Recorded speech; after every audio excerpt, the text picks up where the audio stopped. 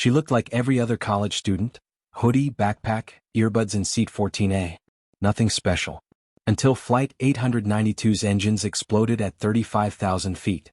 When she calmly walked to the cockpit and said, "My call sign is Falcon," the F-22 pilots escorting them froze. This wasn't just any teenager. Before watching full story, comment below from where you watching. Also like and subscribe for more stories. She looked like any other college student with her worn backpack and oversized sweater, scrolling through her phone in seat 14A. Nothing about 19-year-old Maya Chen suggested she was anything special. But when Flight 892 lost both engines at 35,000 feet, and she walked calmly to the cockpit saying, "My call sign is Falcon," everything changed. The F-22 pilots escorting them couldn't believe their ears. This wasn't just any teenager. It was Monday, September 18, 2023, and the morning sun painted golden streaks across Chicago O'Hare International Airport's massive terminals. Flight 892, a Delta Airlines Airbus A320, sat at Gate C-18, preparing for its routine 3-hour flight to Boston Logan International. Among the 156 passengers boarding that morning was Maya, completely unremarkable in her faded jeans and gray Northwestern University hoodie. She had arrived at the gate 45 minutes early, claiming a quiet corner near the floor-to-ceiling windows with her coffee and phone. To anyone watching, she was just another student heading back to campus after visiting family in Chicago. Her backpack looked ordinary, stuffed with textbooks and a laptop covered in university stickers. Nothing about her suggested this quiet girl carried one of the most respected call signs in Air Force history, or that she had been studying aircraft emergency procedures since she was 10 years old. The waiting area filled slowly with business travelers checking emails, families organizing children in carry-ons, and other students like Maya heading back to East Coast schools. A businessman in an expensive suit sat down nearby, talking loudly on his phone about quarterly reports. A young mother struggled with a toddler and a baby. An elderly couple held hands, heading to visit their grandchildren. All of them ordinary people on an ordinary Monday morning, with no idea that their lives would soon depend on the quiet girl in the corner. Maya's seatmate, a businessman named Robert Chin, no relation, barely glanced at her as he settled into 14B with his leather briefcase and laptop. He was too busy organizing his papers and responding to urgent emails to notice how her eyes tracked every movement of the ground crew below, how she mentally cataloged each pre-flight procedure with the precision of someone who had studied aircraft operations her entire life. She watched the fuel trucks, the baggage handlers, the way the captain conducted his exterior inspection. Her father had taught her that situational awareness wasn't just important in combat, it was crucial everywhere, always. "First time flying?" Robert asked absently, not really interested in the answer, his eyes still on his laptop screen. Maya smiled politely, the practiced smile she had perfected over years of deflecting questions. "No, sir. I fly pretty often." What she didn't say was that she had been around aircraft since before she could walk. Her grandmother, Colonel Sarah Falcon Chin, had been one of the first female fighter pilots in the Air Force, breaking barriers in the 1990s when women were finally allowed in combat roles. She had flown F-16s in Desert Storm, earning her call sign after pulling off an impossible recovery when her aircraft took enemy fire. Her mother, Major Jennifer Chin, had continued the tradition, flying rescue helicopters in Afghanistan, saving countless lives in impossible conditions. And Maya had grown up studying every manual, every procedure, every emergency scenario she could find. While other kids played video games, she read accident reports. While her friends watched movies, she studied flight dynamics. It wasn't obsession, it was legacy. It was responsibility. It was love for the two women who had shaped her life and then left it too soon. The Falcon call sign had been retired when her grandmother died 5 years ago in a training accident at Nellis Air Force Base. The same accident that had also taken Maya's mother, who had been flying chase plane that day. Maya had been 14, watching from the observation area with her father as both aircraft went down in a fireball that still haunted her dreams. She had promised herself that day, standing at their joint funeral with tears streaming down her face, that she would earn the right to carry the Falcon name again. That she would honor their legacy by being ready, always ready for whatever the sky might throw at her. Captain Jennifer Walsh and First Officer David Martinez completed their pre-flight checks in the cockpit, unaware that one of their passengers could probably fly their aircraft better than most commercial pilots with 10,000 hours. Walsh was a 15-year veteran with Delta, a former Navy pilot who had flown transports before transitioning to commercial aviation. Martinez had 20 years in the right seat, a steady hand who had seen his share of emergencies. Together they were a solid crew. but neither could have anticipated what the next hour would bring. At 9:47 a.m. Central Time, Flight 892 pushed back from Gate C-18, right on schedule. The gate agent's voice crackled over the intercom with the standard announcements. Flight attendants performed their safety demonstrations while passengers ignored them, and the Airbus began its slow taxi toward the departure runway. Maya felt the familiar thrill as they taxied toward runway 28R, the same feeling she got every time an aircraft moved beneath her. She loved takeoff, that moment when the engine spooled up and physics took over, when tons of metal and fuel somehow lifted gracefully into the sky. It was magic and science combined, the thing her grandmother had loved most in the world. Her phone buzzed with a text from her roommate Sarah. "Safe flight. See you tonight for pizza? I'm making the good stuff, not that cafeteria garbage." Maya typed back a quick thumbs-up emoji and tucked the phone into airplane mode as they lined up on the runway. Through her window, she could see the Chicago skyline in the distance, Lake Michigan stretching beyond. The engines powered up, that deep rumble she could feel in her chest, and the Airbus accelerated smoothly down the runway. At 10:03 a.m., they lifted into the clear Illinois sky, climbing through scattered clouds toward their cruising altitude. For the first hour, everything was routine. The flight attendants served drinks and snacks, passengers dozed or worked on laptops, children played games on tablets. Maya studied what appeared to be a physics textbook but was actually an Air Force technical manual on emergency procedures she had downloaded to her tablet. She was careful to keep the screen angled away from Robert, who was absorbed in his own work, typing furiously on spreadsheets. They crossed into Indiana, then Ohio, cruising smoothly at 37,000 feet. Maya finished one chapter on hydraulic system failures and moved on to engine-out procedures. She had read these materials dozens of times, but her grandmother's voice echoed in her head. Practice doesn't make perfect. Perfect practice makes perfect. And when your life depends on it, you better have practiced perfectly. They were passing over northern Ohio, with Cleveland somewhere below the cloud layer, when Maya noticed it. A subtle vibration, barely perceptible unless you knew what to feel for. She set down her tablet and closed her eyes, focusing on the sensation through the seat. Her grandmother had taught her that aircraft spoke to those who knew how to listen. Every sound, every vibration, every subtle change meant something. The vibration changed frequency slightly, became more pronounced. Maya's eyes opened, suddenly alert. She glanced around the cabin. None of the other passengers had noticed. Robert was still typing. A woman across the aisle was sleeping. The flight attendants continued their routine service, collecting trash and offering more drinks.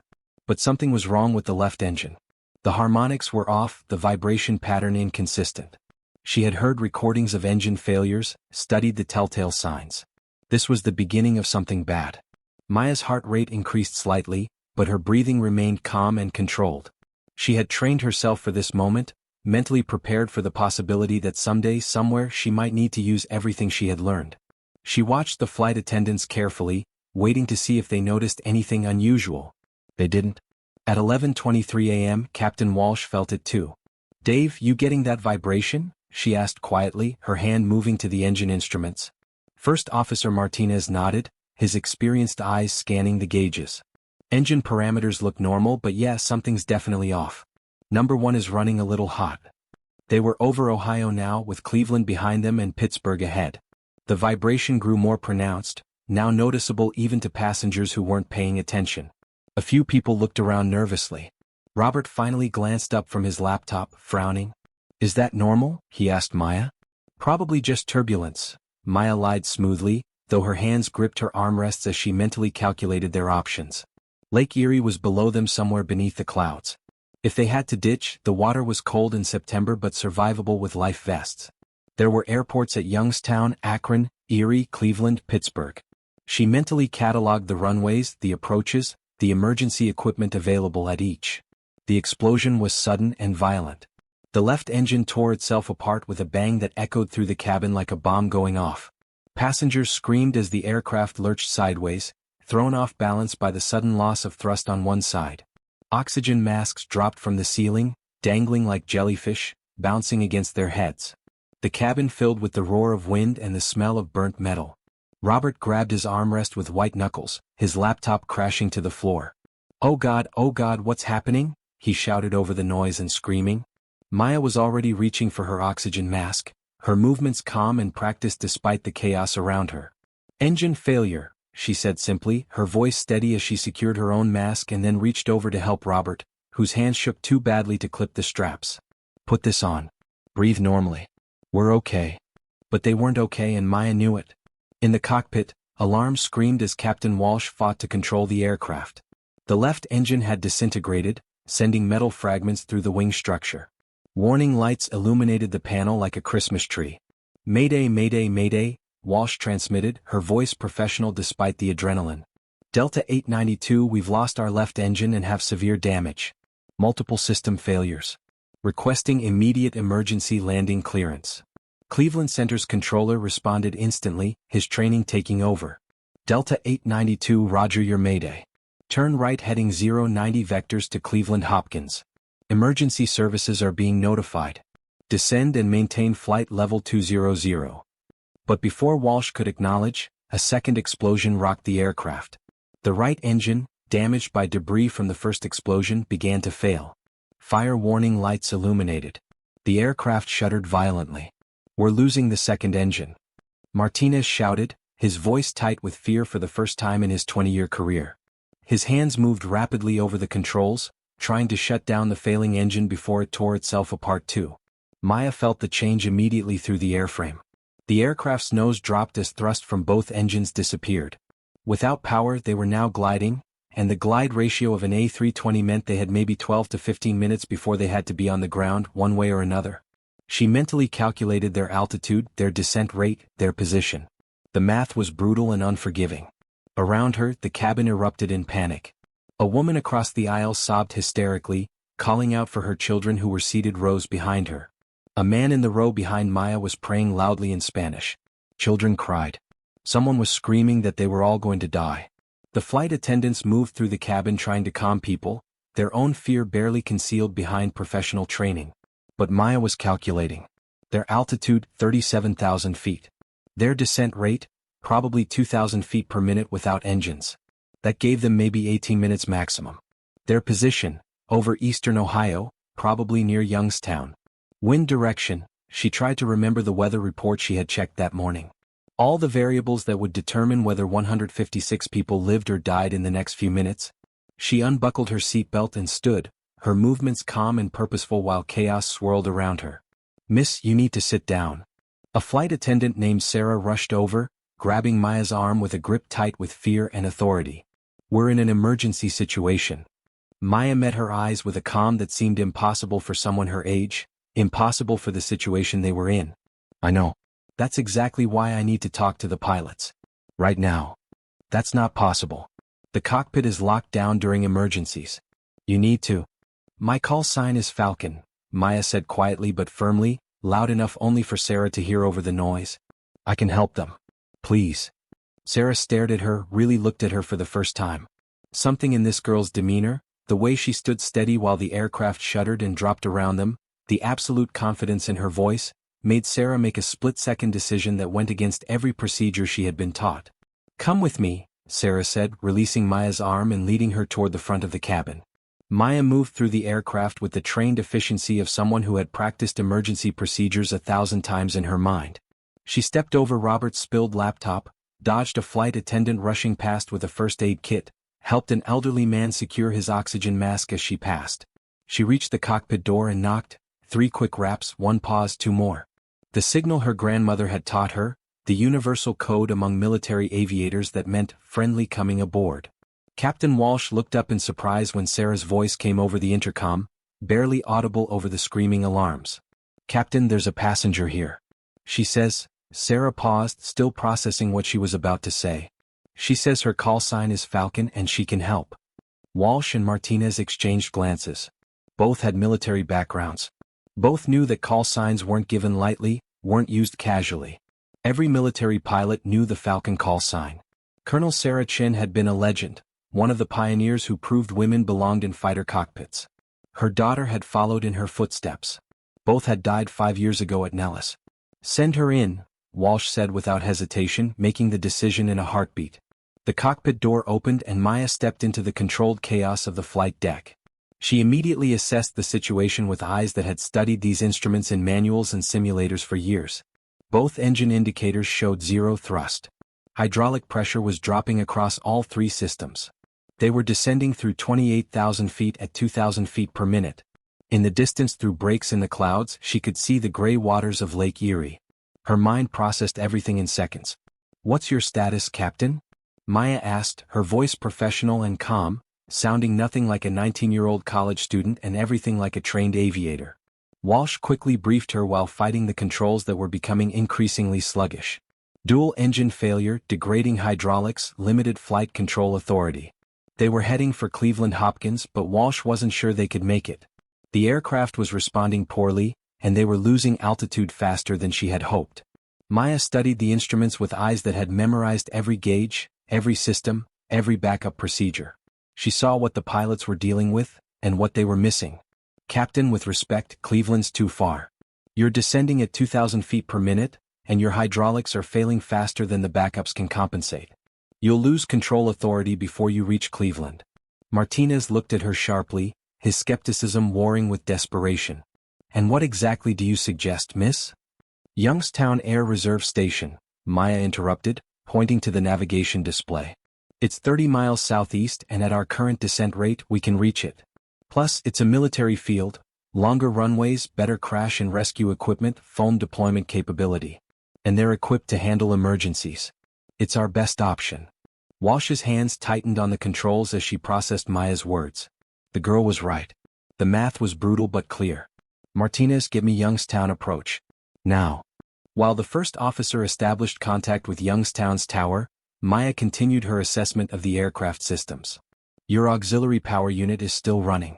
You can use it to maintain minimal hydraulic pressure if you shut down all non-essential systems. Kill the cabin power, the entertainment systems, the galley equipment, everything except flight controls, communications, and instruments. That's going to terrify the passengers even more," Walsh said, though her hand was already moving toward the electrical panel. Maya's response was blunt, with the directness her grandmother had been famous for. "They're already terrified, Captain. But if you don't have hydraulic pressure when we try to land, they'll be dead. Fear is temporary. Death is permanent." The stark truth of Maya's words cut through the crisis fog clouding Walsh's judgment. She nodded once, sharply. "Do it, Dave. Shed everything we don't need." Martinez's hands flew over the electrical panel, shutting down systems one by one. The cabin lights flickered and died, plunging the passenger compartment into the dim emergency lighting. More screams from the passengers, more panic, but Maya forced herself to ignore it. Her job was here in the cockpit, helping these pilots bring everyone down safely. The hydraulic gauges climbed slightly, not much but enough. The flight controls became marginally more responsive. "Better," Walsh said, feeling the difference immediately. "Not good but better." At 11:31 a.m. Eastern Time, Maya's presence was about to become known to a much wider audience. 200 miles away at Toledo Air National Guard Base, Air Force Major Kevin "Hawk" Thompson and Captain Lisa "Viper" Rodriguez were in the ready room when the scramble order came through. "Hawk and Viper, you're being scrambled for emergency escort. Delta 892 Airbus 320, dual engine failure over eastern Ohio, attempting emergency landing at Youngstown Air Reserve Station. Get airborne now. This is not a drill." The two pilots were moving before the announcement finished, sprinting across the tarmac to their waiting F-16 fighting Falcons. Ground crews swarmed the aircraft, pulling chocks and disconnecting ground power. Thompson and Rodriguez climbed into their cockpits with the practiced efficiency of hundreds of training sorties, strapping in, starting engines, running through abbreviated pre-flight checks. At 11:35 a.m., both F-16s were rolling, afterburners lighting the gray Ohio morning as they accelerated down the runway and pulled into a steep climb. At 11:37 a.m., climbing through 25,000 feet and accelerating past 600 knots, they made visual contact with the stricken airliner below them. "Control, Hawk has eyes on Delta 892, Thompson transmitted, his voice steady despite what he was seeing. "Aircraft is in controlled descent through 22,000, but I'm seeing them trailing fluid, looks like hydraulic from multiple locations. Significant wing damage visible on the left side. They're in serious trouble." Rodriguez, flying formation off Thompson's right wing, added her own observations. "Viper confirms visual. Aircraft flight path is unstable. I can see large control inputs from the flight deck. They're fighting to keep it airborne." In the cockpit of Flight 892, Maya keyed the radio with Walsh's permission. Her voice was calm, professional, carrying none of the panic that filled the passenger cabin behind her. Youngstown approach. This is Falcon aboard Delta 892. We're currently descending through 20,000 feet with total loss of thrust and degrading hydraulics. We need emergency clearance for straight-in approach, all runways. We'll take whatever we can reach. The effect on the F-16 pilots 5 miles away was immediate and electric. Did that transmission just say Falcon? Rodriguez's voice cracked with emotion over the tactical frequency. Major Thompson's response was equally stunned, his mind racing through possibilities. Control, did that call sign come from the civilian aircraft? Request confirmation. The approach controller at Youngstown was confused by the pilot's reactions. Affirmative, Hawk. Passenger identifying as Falcon is apparently assisting the flight crew with emergency procedures. Thompson's mind raced. The Falcon call sign had been retired when Colonel Chin died. Her daughter had died in the same accident. Unless, Control, Falcon's granddaughter would be about college age now. Is that transmission coming from a young female voice? A pause while the controller listened to the recording. Affirmative, Hawk. Sounds like a young woman, maybe late teens or early 20s. Both F-16 pilots felt chills despite the heated cockpits. Colonel Chen's granddaughter, carrying on the family legacy in the most impossible circumstances imaginable. Falcon, this is Hawk and Viper in F-16 escort, Thompson transmitted, his voice thick with respect and emotion. Your grandmother trained half my squadron at Nellis in 2015. She was the finest pilot I ever knew. It's an honor to fly with a Falcon again. How can we assist? In the cockpit 5 miles below, Maya felt her carefully maintained composure crack for just a moment. Her grandmother. 5 years gone, but still inspiring pilots she would never meet, still touching lives from beyond the grave. Maya blinked back sudden tears and focused on the instruments before her, her grandmother's voice echoing in her memory. Emotion is for after the mission. During the mission there's only the job. Hawk and Viper, Falcon acknowledges escort and appreciates the support. Maya transmitted, her voice steady again.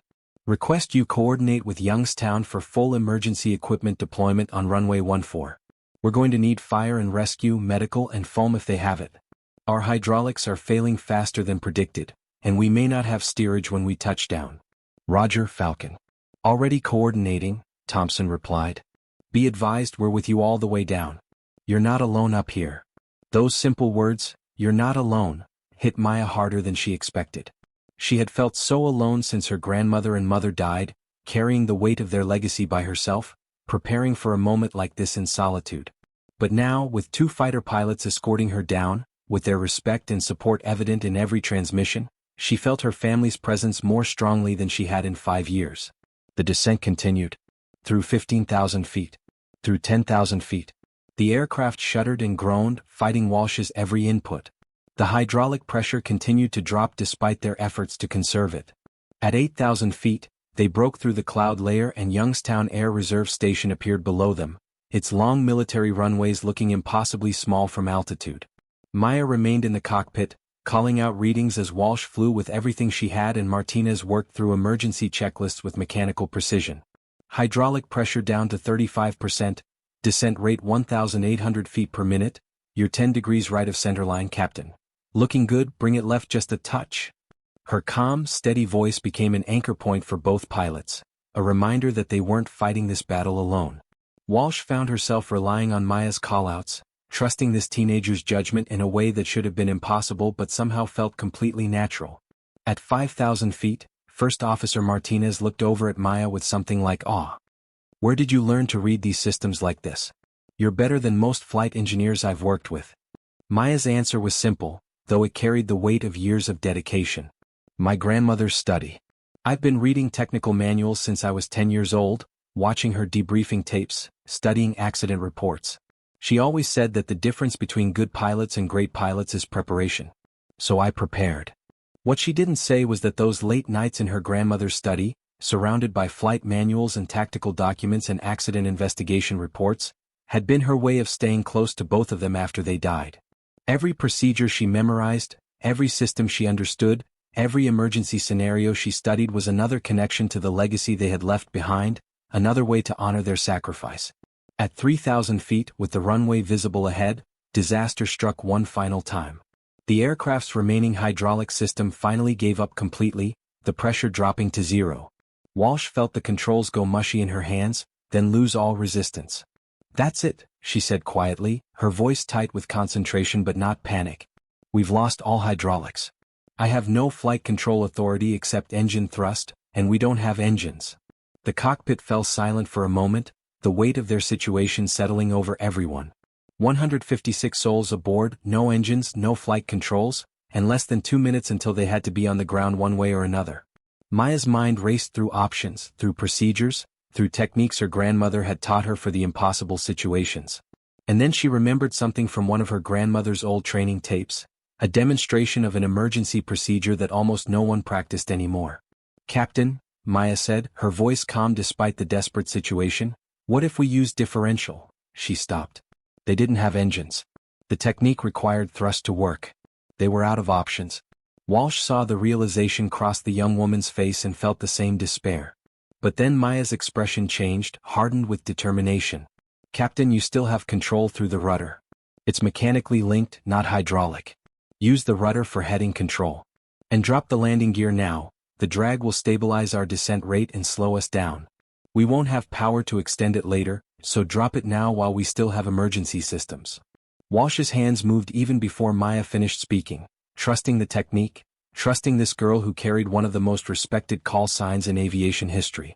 The landing gear dropped with a reassuring thunk and the aircraft immediately stabilized, the drag from the gear and the mechanical rudder giving Walsh just enough control to aim the aircraft at the runway. "Hawk, Viper," Walsh transmitted to their escorts, "we're committed to runway 14. No engines, no hydraulics, gear down mechanically. This is going to be a crash landing. Request emergency vehicles standing by." "Roger, Delta 892, Thompson replied. "Fire and rescue are in position. You've got this, Walsh. Bring it down." What happened next would be talked about in aviation circles for decades to come, studied in flight schools and emergency training courses, analyzed by investigators and engineers. Working together with perfect coordination, Captain Walsh, First Officer Martinez, and 19-year-old Maya Chen brought United Flight 892 to a landing using only a rudder and sheer determination. Maya's voice remained calm and professional throughout the final approach, her callouts precise and timely. 200 feet, descent rate 900 feet per minute, 100 feet centered on runway, 50 feet looking good, Captain, 30 feet maintain heading. The Airbus A320 touched down hard on Youngstown Air Reserve Station's runway at 11:54 a.m. Eastern Time, hitting with a force that blew out all 6 tires and bent the landing gear, but keeping the aircraft intact and the passengers alive. The airplane skidded down the runway, throwing sparks from the metal rims grinding against concrete, finally coming to rest 2,400 feet from touchdown. Fire trucks surrounded them immediately, deploying foam over the hot engines and landing gear, but there was no fire, no explosion, no further disaster. Just 156 people who owed their lives to a captain who kept her cool, a first officer who never stopped fighting, and a quiet girl from Seat 14A who had earned the right to carry one of the most legendary call signs in aviation history. As passengers evacuated down emergency slides amid the foam and emergency vehicles, Maya was the last to leave the cockpit.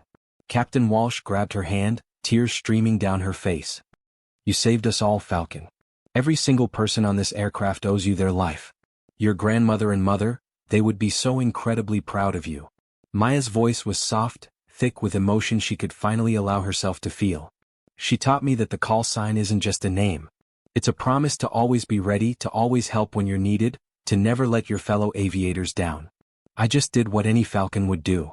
On the foam-covered tarmac, Major Thompson and Captain Rodriguez had landed their F-16s on a parallel runway and sprinted across to meet the girl who had honored her family's legacy under impossible pressure. When they found Maya, still in her torn Northwestern hoodie, now dirty and foam-covered from the emergency evacuation, surrounded by passengers thanking her and crying, they came to attention and saluted. "Falcon," Thompson said formally, his voice carrying across the organized chaos of the emergency response. "Major Kevin Thompson, callsign Hawk. Your grandmother saved my life in a training exercise in 2015 when I made a rookie mistake that should have killed me. She taught me never to give up, even when the situation looks impossible. You proved today that the Falcon spirit lives on, stronger than ever." Maya returned the salute, military precision mixed with tears finally falling. "Thank you, sir.